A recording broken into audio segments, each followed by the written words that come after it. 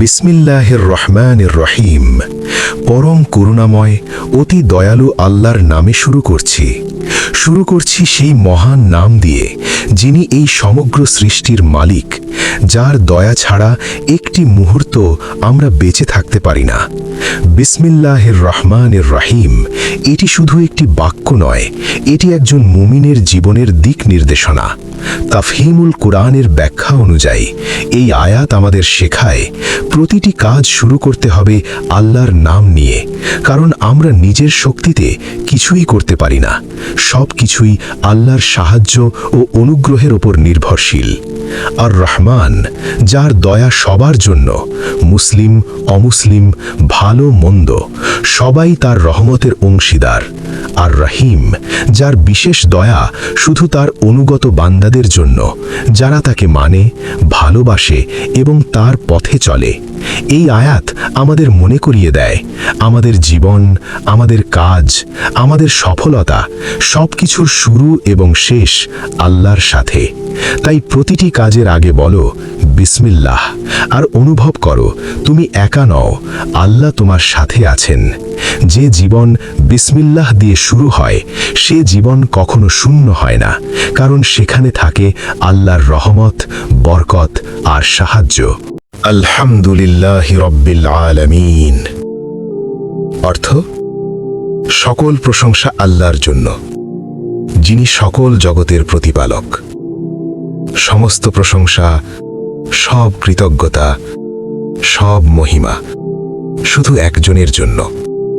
তিনি হলেন আল্লাহ, সকল জগতের প্রতিপালক। আলহামদুলিল্লাহ এটি শুধু মুখের একটি শব্দ নয়, এটি একজন মুমিনের হৃদয়ের গভীর অনুভূতি। এই আয়াত আমাদের শেখায় প্রকৃত প্রশংসার অধিকারী একমাত্র আল্লাহ, কারণ তিনি আমাদের সৃষ্টি করেছেন, লালন পালন করছেন এবং প্রতিটি মুহূর্তে আমাদের জীবনের ব্যবস্থা করে দিচ্ছেন। রব্বুল আলামিন মানে শুধু মানুষের রব নন, তিনি সমগ্র সৃষ্টি জগতের রব। আকাশ, পৃথিবী, গ্রহ নক্ষত্র, মানুষ, প্রাণী সব কিছুই তার নিয়ন্ত্রণে। আমরা যা কিছু পাই, নিয়ামত, রিজিক, ভালোবাসা, জীবন সবই তার পক্ষ থেকে। তাই একজন মুমিন কখনো অহংকার করে না, বরং প্রতিটি অবস্থায় বলে আলহামদুলিল্লাহ। যে হৃদয় আলহামদুলিল্লাহ বলতে শেখে, সে হৃদয় কখনো শূন্য থাকে না, কারণ সে জানে তার রব সব কিছু নিয়ন্ত্রণ করছেন।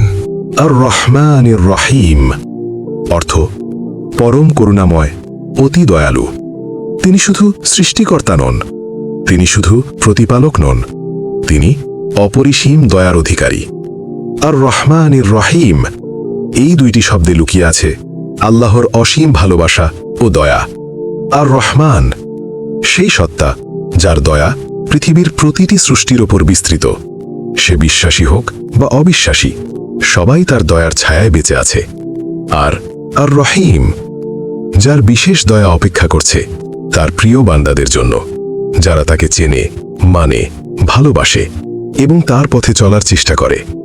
এই আয়াত আমাদের শেখায় আমরা এমন এক রবের বান্দা, যিনি শাস্তির আগে দয়া করতে ভালোবাসেন, যিনি ক্ষমা করতে ভালোবাসেন, যিনি তার বান্দাকে কখনো নিরাশ করেন না। তাই তুমি যত ভুলই করো না কেন, ফিরে আসো তার দিকে। বলো, হে আল্লাহ, তুমি পরম দয়ালু, আমাকে ক্ষমা করো। যে মানুষ আল্লাহর রহমান ও রাহিম গুণকে বুঝে, সে কখনো হতাশ হয় না, কারণ সে জানে তার রবের দয়া সবকিছুর চেয়ে বড়। মালিকি ইয়াউমিদ্দিন, মালিকি ইয়াউমিদ্দিন অর্থ, বিচার দিনের একমাত্র মালিক। একদিন আসবে যেদিন কেউ কারো উপকারে আসবে না, না ক্ষমতা, না সম্পদ, না পরিচয়, কিছুই কাজে লাগবে না। মালিকি ইয়াউমিদ্দিন অর্থাৎ সেই দিনের একমাত্র মালিক আল্লাহ, যেদিন হবে চূড়ান্ত বিচার। এই আয়াত আমাদের মনে করিয়ে দেয় এই দুনিয়া চিরস্থায়ী নয়। একটি দিন অবশ্যই আসবে যেদিন প্রতিটি কাজের হিসেব দিতে হবে। ইয়াউমিদ্দিন, সেই দিন যেদিন ন্যায় বিচার হবে সম্পূর্ণভাবে। একটি ভালো কাজও হারাবে না, একটি অন্যায়ও আড়াল থাকবে না। এই পৃথিবীতে অনেক সময় আমরা দেখি অন্যায়কারীরা পার পেয়ে যায় আর নির্দোষরা কষ্ট পায়, কিন্তু সেই দিন সব হিসেব হবে নিখুঁতভাবে, কারণ সেই দিনের মালিক স্বয়ং আল্লাহ। তাই আজই নিজেকে প্রস্তুত করো, নিজের কাজগুলো ঠিক করো, কারণ তুমি একদিন দাঁড়াবে তোমার রবের সামনে। যে ব্যক্তি বিচার দিবসের মালিককে ভয় করে সে কখনো অন্যায় করতে পারে না, কারণ সে জানে একদিন তাকে সবকিছুর জবাব দিতেই হবে। ইয়াকা না'বুদু ওয়া ইয়াকা নাস্তাঈন, ইয়াকা না'বুদু ওয়া ইয়াকা নাস্তাঈন অর্থ আমরা শুধু তোমারই ইবাদত করি এবং শুধু তোমারই সাহায্য চাই।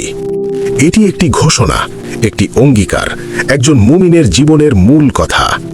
ইয়াকা না'বুদু, আমরা শুধু তোমারই ইবাদত করি, কাউকে নয়, কিছুই নয়, শুধু আল্লাহ সামনে মাথা নত করি।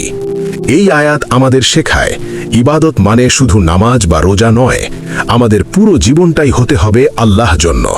আমাদের কাজ, আমাদের সিদ্ধান্ত, আমাদের ভালোবাসা সবকিছুই হতে হবে তার সন্তুষ্টির জন্য। ওয়া ইয়াকা নাস্তাঈন, আমরা শুধু তোমারই সাহায্য চাই, অর্থাৎ আমরা চেষ্টা করি কিন্তু ভরসা করি শুধু আল্লাহর ওপর, কারণ তিনি ছাড়া কেউ প্রকৃত সাহায্য করতে পারে না। এই আয়াত আমাদের ভেতরে তৈরি করে তাওহীদের শক্তি, আত্মবিশ্বাস এবং আল্লাহর প্রতি পূর্ণ নির্ভরতা। তাই জীবনের প্রতিটি মুহূর্তে বলো, হে আল্লাহ, আমি শুধু তোমারই বান্দা আর আমি শুধু তোমারই সাহায্য চাই। যে মানুষ শুধু আল্লাহর ইবাদত করে এবং শুধু তার কাছেই সাহায্য চায় সে কখনো দুর্বল হয় না, কারণ তার সাথে থাকে সর্বশক্তিমান রব। আমাদেরকে সরল সঠিক পথে পরিচালিত করো। এটি একটি দোয়া, কিন্তু শুধু মুখের দোয়া নয়, এটি একজন মুমিনের জীবনের সবচেয়ে গুরুত্বপূর্ণ আবেদন।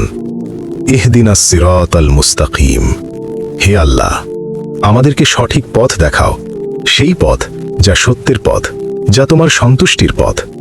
এই আয়াত আমাদের শেখায় মানুষ নিজের জ্ঞান দিয়ে সবসময় সঠিক পথ খুঁজে পায় না। চারপাশে আছে বিভ্রান্তি, মিথ্যা, প্রবৃত্তির টান আর শয়তানের ধোঁকা। তাই একজন মুমিন বারবার আল্লাহর কাছে চায়, হে আল্লাহ, তুমি নিজেই আমাকে পথ দেখাও। সিরাতাল মুস্তাকিম, এটি এমন একটি পথ যেখানে নেই কোনো বাঁক, নেই কোনো বিভ্রান্তি, এটি সরাসরি আল্লাহর দিকে নিয়ে যায়। তাই শুধু পথ জানা যথেষ্ট নয়, সেই পথে চলার তৌফিকও আল্লাহর কাছ থেকেই চাইতে হয়। যে মানুষ আল্লাহর কাছে সঠিক পথ চায় এবং সেই পথে চলার চেষ্টা করে, আল্লাহ তাকে কখনো পথ হারা হতে দেন না, কারণ তিনি নিজেই তার পথপ্রদর্শক হয়ে যান। সিরাতাল লাযীনা আন'আমতা আলাইহিম গায়রিল মাগদুবি আলাইহিম ওয়ালাদ-দাল্লিন, সিরাতাল লাযীনা আন'আমতা আলাইহিম গায়রিল মাগদুবি আলাইহিম ওয়ালাদ-দাল্লিন অর্থ তাদের পথ যাদের প্রতি তুমি অনুগ্রহ করেছ, তাদের পথ নয় যারা তোমার ক্রোধের শিকার হয়েছে এবং যারা পথভ্রষ্ট।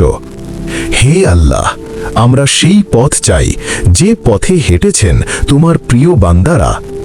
সিরাতাল লাযীনা আন'আমতা আলাইহিম অর্থাৎ সেই সব মানুষের পথ যাদেরকে তুমি নিয়ামত দান করেছ, যারা সত্যকে চিনেছে এবং সেই সত্যের উপর অটল থেকেছে। এই আয়াত আমাদের শেখায় শুধু সঠিক পথ চাওয়াই যথেষ্ট নয়, বরং জানতে হবে কোন পথটি সত্যিই সঠিক। তারপর আল্লাহ আমাদের সতর্ক করেন, গায়রিল মাগদুবি আলাইহিম, তাদের পথ নয় যারা সত্য জানার পরও তা অস্বীকার করেছে এবং আল্লাহর ক্রোধের শিকার হয়েছে। ওয়ালাদ-দাল্লিন, এবং তাদের পথও নয় যারা অজ্ঞতার কারণে পথ হারিয়ে ফেলেছে, সত্যকে খুঁজে পায়নি। এই আয়াত আমাদের সামনে তিনটি পথ তুলে ধরে। একটি সঠিক পথ, দুটি ভুল পথ। তাই একজন মুমিন সব সময় দোয়া করে, হে আল্লাহ, আমাকে শুধু সত্যের পথ দেখাও না, বরং সেই পথে অবিচল রাখো। যে ব্যক্তি সৎ মানুষের পথ অনুসরণ করে এবং ভুল পথ থেকে নিজেকে বাঁচায়, সেই পৌঁছে যায় তার রবের সন্তুষ্টির পথে। আর সেটাই হচ্ছে জীবনের সবচেয়ে বড় সফলতা। সূরা ফাতিহা এটি শুধু একটি সূরা নয়, এটি একজন মুমিনের জীবনের পূর্ণাঙ্গ দিক নির্দেশনা। এখানে আছে আল্লাহর প্রশংসা, তার দয়ার পরিচয়, বিচার দিনের ভয়, ইবাদতের অঙ্গীকার আর সঠিক পথের জন্য আকুল আবেদন। এই ছোট্ট সূরার মধ্যেই লুকিয়ে আছে একটি পরিপূর্ণ জীবনের দর্শন। শুরু হবে আল্লাহর নামে, চলব শুধু তার ইবাদতে, ভরসা রাখব শুধু তার ওপর, আর চাইব শুধু সঠিক পথ। যে ব্যক্তি সূরা ফাতিহাকে বোঝে এবং নিজের জীবনে বাস্তবায়ন করে, সে কখনো পথ হারায় না, কারণ তার প্রতিটি পদক্ষেপ আল্লাহর হেদায়েতের আলোয় আলোকিত হয়।